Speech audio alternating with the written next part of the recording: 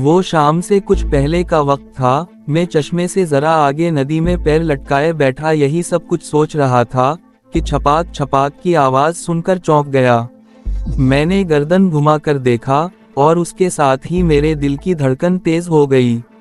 मैं अपनी सोचों में इस कदर गर्क था कि मुझे ये भी पता ना चल सका कि अनगोरी कब मेरे करीब आकर बैठी थी। वो पैरों को पानी में डाले हरकत दे रही थी और छपाक छपाक की आवाज सुनकर ही मैं चौंका था। उसने मुस्कुराते हुए पूछा, यहाँ अकेले बैठे क्या सोच रहे हो? मेरे मुंह से बेइख्तियार निकला, तुम्हारे ही बारे में सोच रहा था। मेरे बारे में क्या सोच रहे थे? उसने खुशमगे निगाहों से मेरी तरफ देखा। ओह वो कुछ नहीं, मैं गड़बड़ा सा गया। उसने एक बार फिर मेरी तरफ देखा। अभी तुमने इतराफ किया है कि मेरे बारे में सोच रहे थे।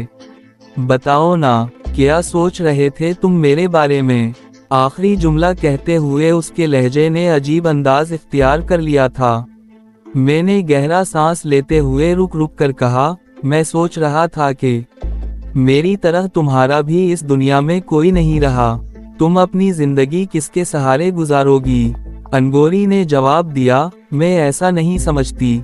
मेरा मतलब है मैं अपने आप को अकेला नहीं समझती। क्या वादी में रहने वाले मेरे नहीं हैं? क्या तुम मेरा साथ नहीं दोगे? वैसे अब मेरे हाथों में राइफल आ गई है, ये राइफल मेरा साथ देगी और तुम मेरे साथ हो, मुझे किस बात की परवाह हो सकती है? क्या? मैं एक बार फिर बदहवास हो गया और मेरे दिल की धड़कन खतरनाक हद तक तेज हो गई थी। क्या वाकई तुम ऐसा चाहती हो? क्यों नहीं? अनगोरी की आंखों में शोखी तैर गई। क्या हम दोनों साथ नहीं रह सकते? हमारे साथ नूरी और अब्दुल्लाह भी होंगे। हम चारों भारतीय कासबों के लिए क़यामत बन जाएंगे। उन्हें यहाँ से निकल जाने पर मजबूर कर देंगे। मेरे जज्बात पर ओस पड़ गई। मैं उसके बारे में न जाने क्या सोच रहा था और उसकी सोच का अंदाज मुझसे बिल्कुल मुख्तलिफ था। 2 दिन और गुजर गए। इस दौरान अनगोरी से बार बार मेरा आमना सामना हुआ। बल्कि हकीकत यह है कि मैं खुद उसके करीब रहना चाहता था, उसे देखते रहना चाहता था और मैंने महसूस किया था कि वो भी अजीब सी नज़रों से मेरी तरफ देखती रहती थी। एक रोज़ उसने मेरी तरफ देखते हुए कहा, मेरा ख्याल है कि यहाँ पड़े पड़े हमारी सलाहियतों को जंग लग रहा है। मैंने कहा, तो फिर तुम्हारे ख्याल में क्या करना चाहिए? यहाँ खेती बाड़ी शुरू कर दी जाए। अनगोरी ने एक तरफ इशारा करते हुए कहा, मेरा ख्याल है कि सुबह सवेरे उस तरफ वाली सड़क पर एक छोटी सी कार्रवाई करके भारतीयों को अपनी मौजूदगी का एहसास दिला देना चाहिए। यहाँ मैं आपको ये बताता चलूँ कि तिरीगाम से 12 मौला की तरफ जाने वाली सड़क उन पहाड़ों के ऊपर से घूमती हुई जाती है। इस तरह सड़क का एक हिस्सा मशरिक की तरफ और दूसरा इसके मुखालिफ था। दरमियान में ये जगह थी जहां हम उस वक्त बैठे हुए थे। मुझे कोई एतराज नहीं था। नूरी, अब्दुल्लाह और हसन को भी आगाह कर दिया गया और फिर रात 1 बजे के करीब हम बाबा अब्दुल फतह की दुआओं के साये में रुखसत हो गए। उस तरफ सड़क 4 कोस के लगभग थी, मगर रास्ता निहायत दुश्वार गुजार और ख़तरनाक था। ये गनीमत थी कि आसमान पर चांद चमक रहा था और मध्यम सी चांदनी में रास्ता तय करने में हमें कोई दुश्वारी पेश नहीं आ रही थी। एक जगह मैं रुक गया। हमारे सामने तकरीबन 20 फीट चौड़ा नाला बह रहा था। वो नाला अगरचे ज्यादा गहरा नहीं था, शफ्फाफ पानी की तह में पत्थर साफ नजर आ रहे थे। पानी ज्यादा से ज्यादा हमारी पंडलियों तक आता था, लेकिन पानी का बहाव इस कदर तेज था कि कदम जमाना मुश्किल हो जाता। अनगोरी ने एक तरफ इशारा किया, इस तरफ आओ, मुझे रास्ता मालूम है। तकरीबन 100 गज आगे पहुंचे तो ऐसी तेज आवाज सुनाई देने लगी जैसे बुलंदी से कोई आबिशार गिर रहा हो, और फिर हम नाले के साथ एक चट्टान के ऊपर से घूमकर पहुंचे तो मैं रुक गया। उस जगह पानी की चादर तकरीबन 20 फीट की बुलंदी से गिर रही थी। नीचे एक बहुत बड़ा तालाब सा बन गया था जिसका पानी इस नाले में बह रहा था। बुलंदी से गिरने वाली पानी की वो चादर तकरीबन 10 फीट चौड़ी थी और जिस चट्टान से वो आबिशार गिर रहा था वो बाकी हिस्से से बहुत आगे को निकली हुई थी। इस तरह उस आगे को निकली हुई चट्टान ने एक साइबान सा बना दिया था। पानी की गिरती हुई चादर के पीछे अंदर की तरफ 8-10 फीट की जगह थी। वहां की जमीन पानी के तालाब से 2-2.5 फीट ऊंची थी। लगता था अनगोरी और उसके साथियों ने हमारे आने से पहले 3-4 रोज में ये इलाका अच्छी तरह छान डाला था। अनगोरी मुझे इशारा करती हुई आबिशार के पीछे उस साइबान के नीचे घुस गई। उस पथरीली जगह पर खासी फिसलन हो रही थी। एक मर्तबा तो मैं गिरते गिरते बचा था। आबिशार का पानी बारिश की फुहार की तरह अंदर भी आ रहा था। दूसरी तरफ पहुंचते पहुंचते मेरे कपड़े गीले हो चुके थे। हम एक बार फिर बुलंदी तय करने लगे और फिर इससे आगे हम मुसलसल ढलान पर उतरते रहे। पत्थरों, चट्टानों और गड्ढों ने जगह जगह रास्ता रोक रखा था और दुश्वारियां पैदा कर रखी थीं। बिलाखिर मजीद 1 घंटे बाद हम रुक गए। हमारे सांस बुरी तरह फूल गए थे। चंद मिनट अपनी हालत पर काबू पाने में गुजर गए। वो रात का आखिरी पहर था और गालिबन 3:30 बजे का वक्त था। हमें यहाँ तक पहुँचने में 2.5 घंटे लगे थे। जिस जगह हम रुके थे वहाँ जा बजा बड़े बड़े चट्टानी पत्थर फैले हुए थे और कदआदम झाड़ियाँ थीं। इससे आगे बिल्कुल उमूदी ढलान थी और इस ढलान के इख्तिताम पर तकरीबन 30 गज आगे सड़क थी। सड़क के दूसरी तरफ एक हमवार मैदान नुमा वादी थी जो नशेब इख्तियार करती हुई दूर तक चली गई थी।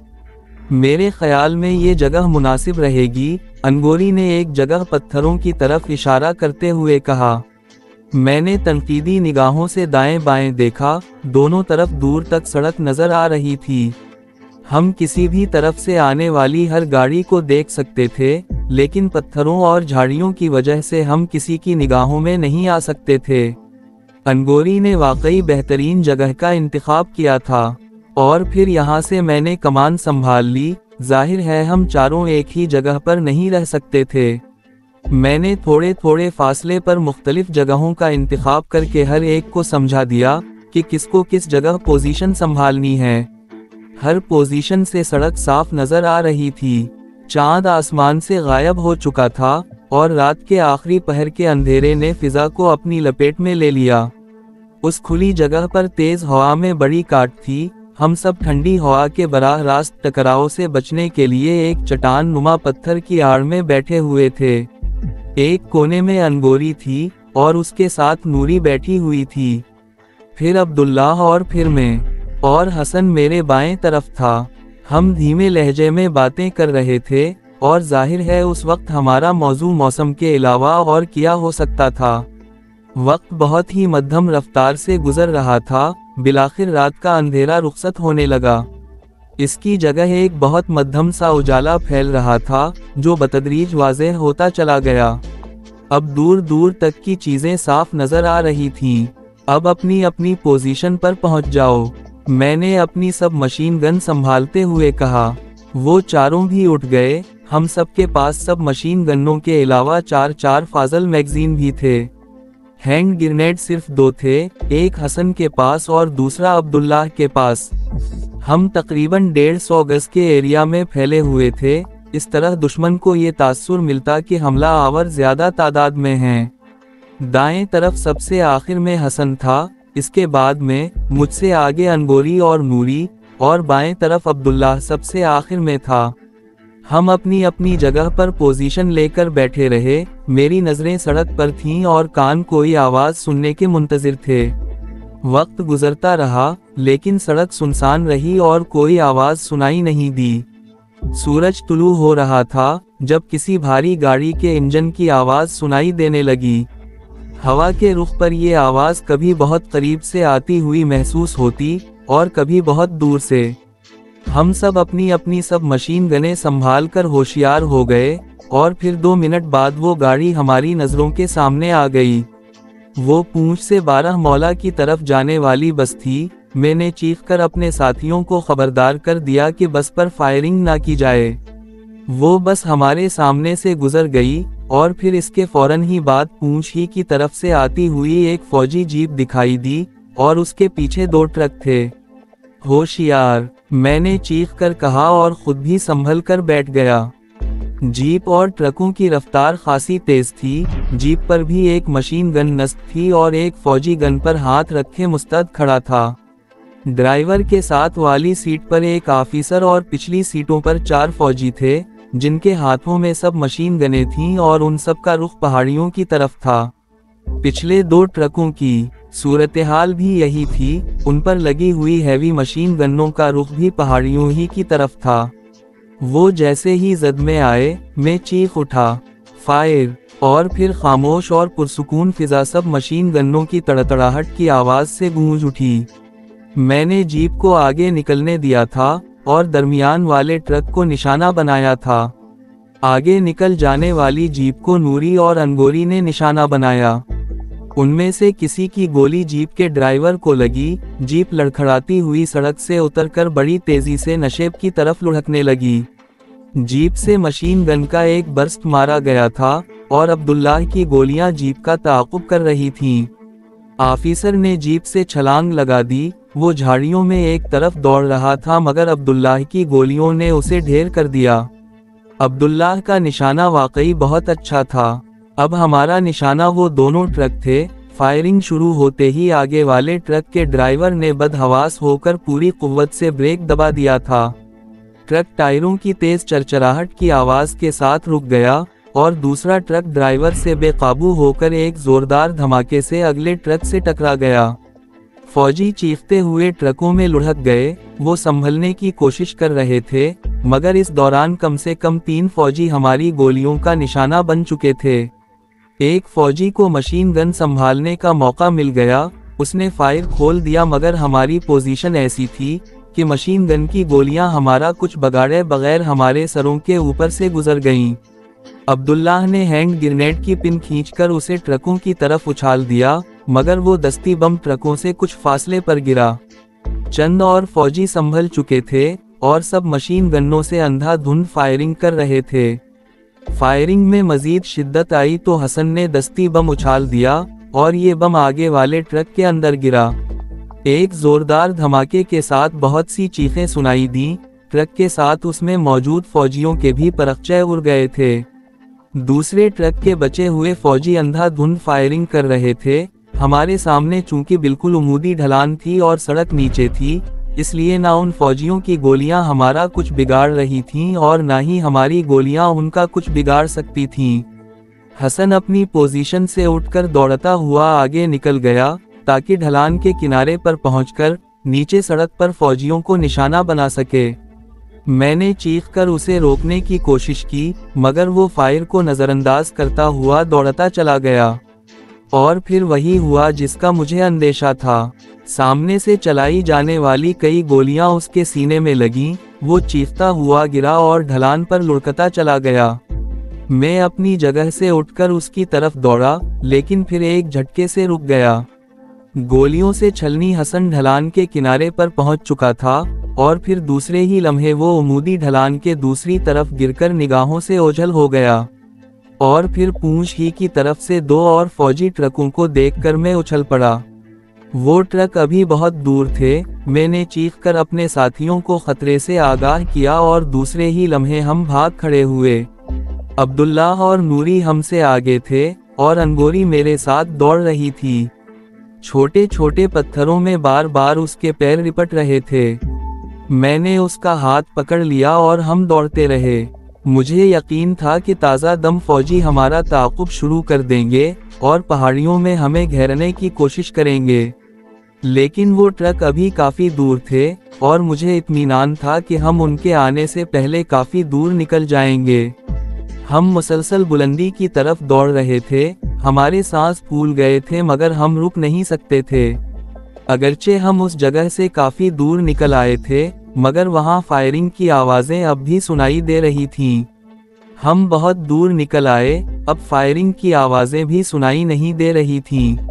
अनगोरी दौड़ते दौड़ते एक बार फिर गिर गई। उसके घुटने पर पत्थरों से रगड़ लग गई थी और वो काफी तकलीफ महसूस कर रही थी, मगर मैं उसका हाथ पकड़े दौड़ता रहा। अभी हम खतरे से बाहर नहीं हुए थे। नूरी और अब्दुल्लाह अब भी हमसे आगे थे और फिर नूरी भी दौड़ते दौड़ते गिर गई।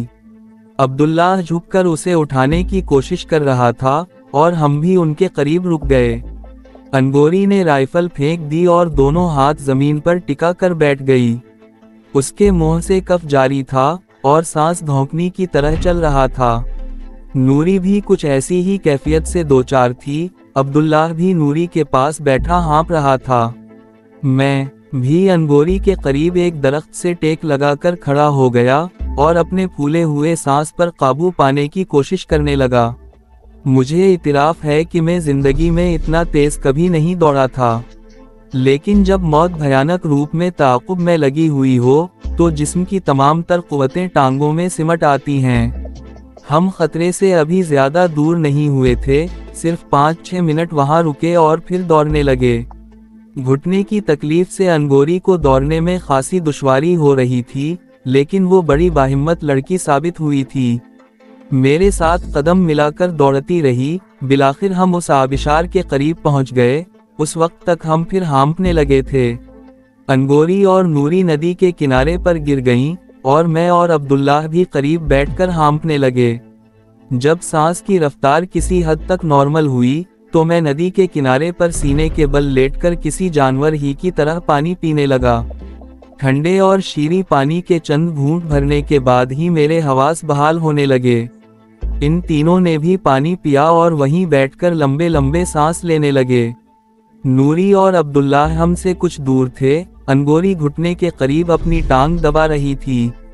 फिर उसने ढीला ढाला कुर्ता ऊपर खींच लिया और शलवार का पांचा आहिस्ता आहिस्ता ऊपर करने लगी। उसके घुटने पर खाल छल गई थी। खून तो नहीं निकला था, मगर वो जगह सुर्ख हो गई थी। मेरी नजरें उसके जख्मी घुटने को नहीं, उसकी सिडोल गुलाबी पिंडली को देख रही थीं। मेरा सांस बेकाबू होने लगा। अनगोरी ने मेरी निगाहों के मरकज और मेरी कैफियत को तार लिया और जल्दी से पांचा नीचे खींच लिया। उसका चेहरा एकदम सुर्ख हो गया था। अपना घुटना देखने के लिए उसने बेख्याली में पांचा ऊपर कर लिया था, लेकिन अब शर्म के मारे उसके चेहरे की रंगत बदली जा रही थी। अब चलना चाहिए, उसने मेरी तरफ से नजरें चुरा कर कहा और राइफल संभाल कर उठ खड़ी हुई। हम अगरचे खतरे की हद से निकल आए हैं, मगर कोई भरोसा नहीं कि वो भेड़िए हमारा ताक़ुब करते हुए किसी तरह यहाँ भी पहुँच जाएं। आबिशार के नीचे से गुजरकर हम तेजी से चलते रहे। रास्ता अगरचे यहाँ भी बड़ा कठिन था, मगर हमारी रफ्तार में कमी नहीं आई। एक चट्टान पर से कूदते हुए अनगोरी बे-इख्तियार करा उठी और घुटने पर हाथ रखकर दोहरी हो गई। मैंने उसके करीब रुककर सरगोशी की, अगर चलने में तकलीफ हो रही हो तो मैं कंधे पर उठा लूं।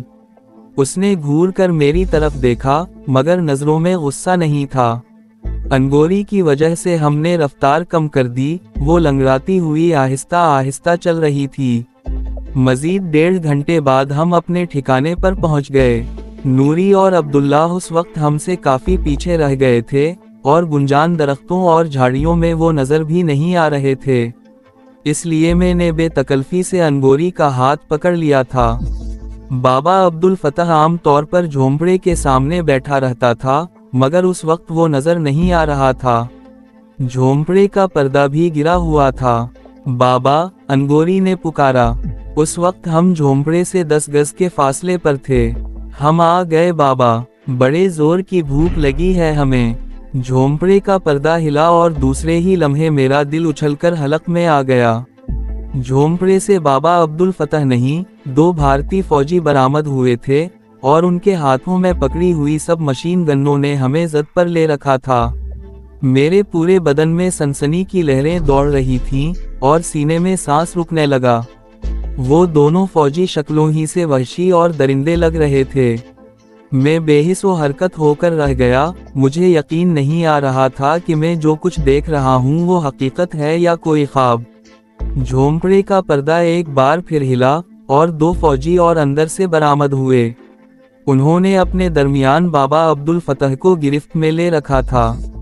बाबा अब्दुल फतह की हालत देखकर मैं लरज उठा। उसका लिबास खून आलूद था, दाढ़ी और सर के सफेद बाल भी खून में लकड़े हुए थे। दोस्तों, उम्मीद करते हैं आपको हमारी वीडियो पसंद आई होगी। जाने से पहले हमारी वीडियो को लाइक और चैनल को सब्सक्राइब करें। अगली किस्त में आपसे मुलाकात होगी, तब तक के लिए अल्लाह हाफिज।